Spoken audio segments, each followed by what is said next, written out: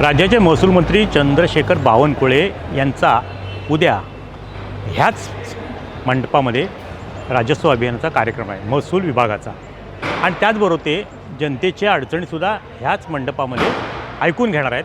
थोडक्यात हा एक प्रकारे जनता दरबारच आहे.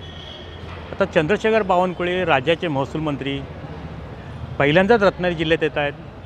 त्यांचं जिल्हा प्रशासनाकडनं त्यांच्या स्वागताची, त्यांच्या ह्या एकंदरीत दौऱ्याची जोरदार तयारी चालू आहे. गेले 15 दिवस हे सगळं जिल्हाधिकारी असतील, उपजिल्हाधिकारी असतील, उपनिवासी जिल्हाधिकारी असतील, सगळे प्रांत असतील, तहसीलदार असतील, अगदी तलाट्यापर्यंत सगळी मंडळी या ठिकाणी त्यांच्या दौऱ्याचं नियोजन करत आहेत. आता वास्तविक साधारणपणे या मंडपामध्ये साधारणपणे 1.5-2 तासाचा कार्यक्रम आहे, पण ह्या ठिकाणी एक भला मोठा मंडप उभारण्यात आलेला आहे.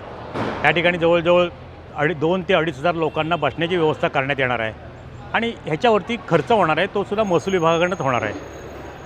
पण यामध्ये चंद्रशेखर बावनकुळे राज्यातले महसूल मंत्री रत्नागिरी जिल्ह्यात येत आहेत, आणि त्यामध्ये काही त्यांच्यासमोर काही प्रश्न मांडणं आणि त्याची सोडवणूक करणं हे सुद्धा आमचं एक कर्तव्य आम्ही समजतो. आणि त्याच अनुषंगाने ह्या ठिकाणी आपण येणार आहात, आपण जनता दरबार घेणार आहात, जनतेची गाऱ्हाणे सोडवणार आहात, आणि ह्याच्यावरती जवळजवळ काही लाखात खर्च होणार आहे. हे असलं तरी त्याचा फायदा मात्र रत्नागिरी जिल्ह्यातल्या जनतेला व्हावा एवढीच अपेक्षा आहे. आपण चंद्रशेखर बावनकुळे महसूल मंत्री आपण घरकुलांना 5 ब्रास मोफत वाळू देण्याचा जो निर्णय घेतला अतिशय स्वागतार्ह आहे. पण त्याच्यातल्या अडचणीसुद्धा साहेब समजून घ्या. रत्नागिरी जिल्ह्यामध्ये गुहागर असेल, खेड असेल, चिपळूण असेल, ह्या ठिकाणी वाळूचे डेपो आहेत, पण रत्नागिरी, लांजा, राजापूर ह्या ठिकाणी वाळूचे डेपो नाही आहेत. 5 ब्रास वाळू आणायची म्हटली तर रत्नागिरीतल्या माणसाला संगमेश्वर जावं लागतं. लांजा राजापूरचा भाग तर दुर्गम आहे, पण त्याला ते कसं परवडेल? आणि त्यामुळे कुठेतरी याच्यातून मार्ग काढा. वाळूचे डेपो तालुक्याच्या ठिकाणी कसे करता येतील ते पहा, आणि त्याच्यातनं काहीतरी जिल्ह्याला न्याय द्या, एवढी अपेक्षा जिल्हावासी करतात. दुसरा विषय, आपण जे दाखले देतो, उत्पन्नाचे दाखले देतो, त्यामध्ये सुद्धा अनेक अडचणी येतात.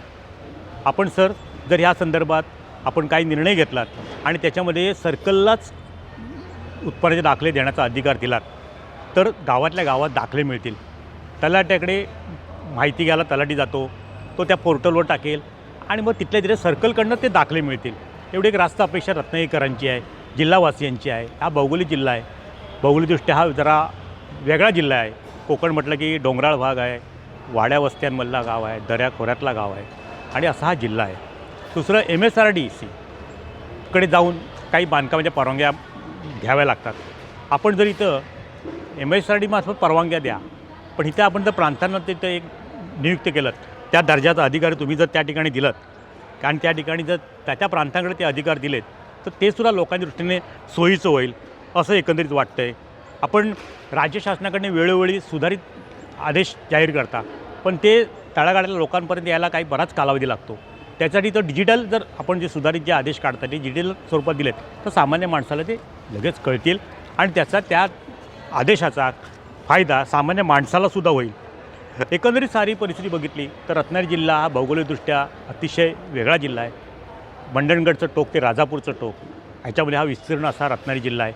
जवळजवळ 12-13 लाख लोकसंख्येचा आहे, आणि बहुतांश लोक हे ग्रामीण भागात राहणारे आहेत. त्यामुळे एकंदरीत आपल्या जिल्ह्याचा उपयोग ज्या दौऱ्यावरती ज्या प्रमाणात खर्च होतो आहे त्या प्रमाणात रत्नागिरी जिल्ह्यालासुद्धा त्याचा उपयोग व्हावा एवढी माफक अपेक्षा रत्नागिरी जिल्ह्यातले रहिवासी असतील, नागरिक असतील, आपल्याकडे व्यक्त करत आहेत. एवढी त्यांच्याकडे ही अपेक्षा आहे.